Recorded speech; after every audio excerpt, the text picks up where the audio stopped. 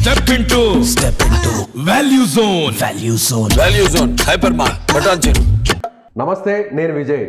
తెలంగాణ రాజకీయాల్లో ఒక సెలబ్రిటీగా పాపులర్ పొలిటీషియన్గా మారినటువంటి మాజీ మంత్రి మేడ్చల్ ఎమ్మెల్యే చామకూర మల్లారెడ్డిపై కేసు నమోదైంది.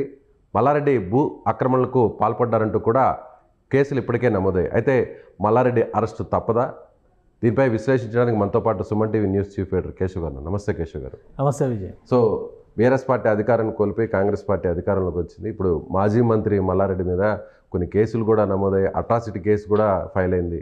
సో ఇక అరెస్ట్ తప్పదనుకోవచ్చా? అంటే గవర్నమెంట్కి దీనికి మనం పొంతన చెప్పలేము, అంటే లింక్ ఉందనేటువంటి మాట మనం చెప్పలేము. ఇంకోటి అంటే మల్లారెడ్డి కూడా ఇది కక్ష సాధింపులో భాగం నేను అనుకోవట్లేదు అన్నాడు. కేసు నమోదైనటువంటి విధానం ఇప్పుడు గవర్నమెంట్ మారింది అనేది క్లారిటీ రాగానే ఫర్నిచర్ ఎత్తుకెళ్ళిపోయినటువంటి వాటి మీద కేసు నమోదైంది. ఇది కక్ష సాధింపు అనలేం కదా. రెడ్ హ్యాండెడ్గా ఓయూజేఏసీ లీడర్లు కొంతమంది వెళ్ళి ఆ వెహికల్స్ని పట్టుకున్నటువంటి పరిస్థితి ఉంది. ఇక్కడ మల్లారెడ్డి కేసుకు వచ్చేసరికి ఏంటంటే ఎలక్షన్స్ టైంలో జరిగింది ఇది అనేది చాలా ఇంట్రెస్టింగ్ ఫ్యాక్టర్. ఇది షామీర్పేట ప్రాంతంలో కేశవాపురం అనేటువంటి గ్రామంలో 47 ఎకరాలు, అది కూడా ఎస్టీలకు సంబంధించింది, అంటే లంబాడా భూముల కింద వాటిని నోటిఫై చేసి ఉన్నాయి. ఆ భూములకి సంబంధించినటువంటి 47 ఎకరాలని మంత్రికి సంబంధించిన కొందరు అక్కడ బలవంతంగా ఆక్రమించుకున్నారు. వారిని మోసం చేసి రాత్రికి రాత్రి రిజిస్ట్రేషన్ చేశారు. అంటే ఇందులో వాస్తవం ఏంటనేది ఇప్పుడు పోలీసులు తేల్చాల్సినటువంటి అవసరం ఉంటుంది. ఆ గ్రామానికి చెందినటువంటి కొందరు భిక్షపతి అనేటువంటి అతను ఇంకా కొంతమంది కలిసి కంప్లైంట్ చేశారు. మల్లారెడ్డితో పాటు 9 మంది పైన కేసు నమోదైంది. చీటింగ్ కేసు పెట్టారు, ఎస్టీ అట్రాసిటీ కేసు కూడా పెట్టారు. కాబట్టి అట్రాసిటీ కేసులో ముందు అరెస్ట్ అనేది చాలా ఇంపార్టెంట్. అక్కడ ఎవరైతే ఇప్పుడు బాధిత వర్గాలు ఉన్నారో వారంతా కూడా షెడ్యూల్డ్ ట్రైబ్స్కి చెందినటువంటి వాళ్ళు కాబట్టి ఇమీడియట్గా అరెస్ట్ చేయాల్సినటువంటి పరిస్థితి అలాంటి కేసుల్లో ఉంటుంది. కాబట్టి ఆయన అరెస్ట్ అవడానికి అవకాశాలను మనం కొట్టిపారేయలేం.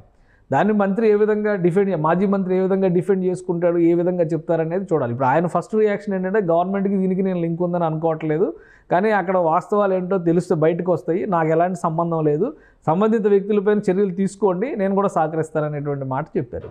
కాబట్టి ప్రభుత్వం వైపు నుంచి, పోలీస్ శాఖ వైపు నుంచి జరిగేటువంటి ఇన్వెస్టిగేషన్ ఇక్కడ చాలా కీలకమైనటువంటిది.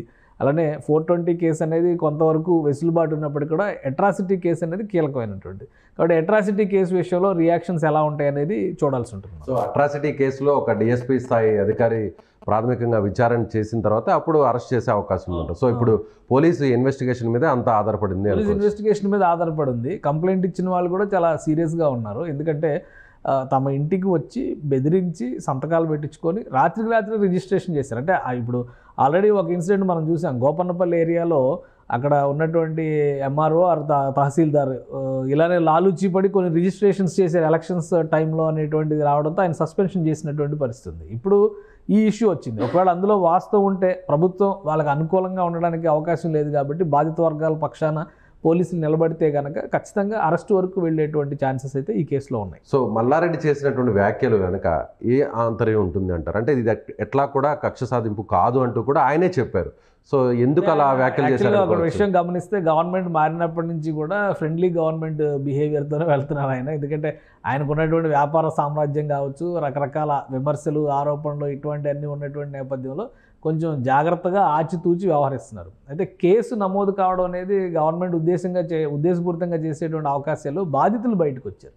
బాధితులు ఉన్నప్పుడు కేసు ఆటోమేటిక్గా పోలీసులు నమోదు చేయాల్సి ఉంటుంది. కాబట్టి మంత్రి ఉన్నారనేటువంటి పేరు చెప్పారు. కాబట్టి ఇప్పుడు రిజిస్ట్రేషన్ నిజంగానే రాత్రి చేస్తే ఎవరి పేరు మీద చేశారు, మంత్రి కుటుంబీకులకి ఏమైనా సంబంధం, ఇవన్నీ కూడా విచారణలో వస్తాయి. మంత్రి కుటుంబానికి సంబంధం లేకుండా మంత్రి దగ్గర ఉన్నటువంటి కొందరు వ్యక్తులు పలుకుబడిని ఉపయోగించుకొని చేస్తే మంత్రికి మెడకు చుట్టుకునేటువంటి అవకాశం లేదు. కాబట్టి ఇప్పుడు ఆయన ధీమాగా ఉన్నారు, నేను ఎలాంటి తప్పు చేయలేదని చెప్పి అంటున్నారు. కాబట్టి ఇన్వెస్టిగేషన్లో ఇవన్నీ కూడా బయటకు వస్తాయి. దాన్ని బట్టే కేసు భవిష్యత్తు ఉంటుంది. ఒకవేళ మంత్రి ఫ్యామిలీకి సంబంధించి కానీ లేదా నేరుగా మంత్రికి సంబంధించే ఇందులో కనుక ఎలిగేషన్స్ చేసిన దానికి ఆధారాలు దొరికితే అప్పుడు అరెస్ట్ దాకా వెళ్ళడానికి అయితే అవకాశాలు ఎక్కువగా ఉంటాయి. ఇక్కడ గవర్నమెంట్ మారినంత మాత్రాన ఏదో వ్యవస్థలు మారిపోయి ఒకరి మీద ఒకరు కక్ష సాధింపులకు వెళ్తున్నారు అనుకోవడానికి అయితే అవకాశం లేదు. ఎందుకంటే గవర్నమెంట్ మారిన క్షణం నుంచి కూడా అటు సీఎం కావచ్చు, ఇటు బీఆర్ఎస్ ప్రధాన ప్రతిపక్ష పార్టీగా ఉన్నటువంటి బీఆర్ఎస్ నాయకులు కావచ్చు, చాలా వరకు ఒక కాంప్రమైజింగ్ పద్ధతిలో వెళ్తున్నటువంటి పరిస్థితి ఉంది.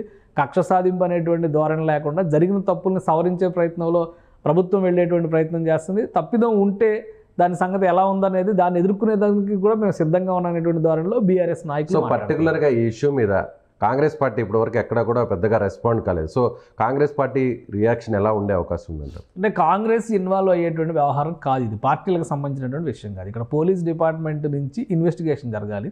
మంత్రికి సంబంధించి కనుక ఆధారాలు బయటకు వస్తే అప్పుడు పార్టీల పరంగా రాద్ధాంతం జరుగుతుంది. ఒక కాంగ్రెసే కాదు, మిగతా పక్షాలన్నీ కూడా మంత్రి మీద, ఇప్పుడు మల్లారెడ్డి గారు అనగానే దేనికి పాపులర్, కష్టపడ్డా, పూలమ్మా, పాలమ్మా ఇవన్నీ చెప్తారు కదా.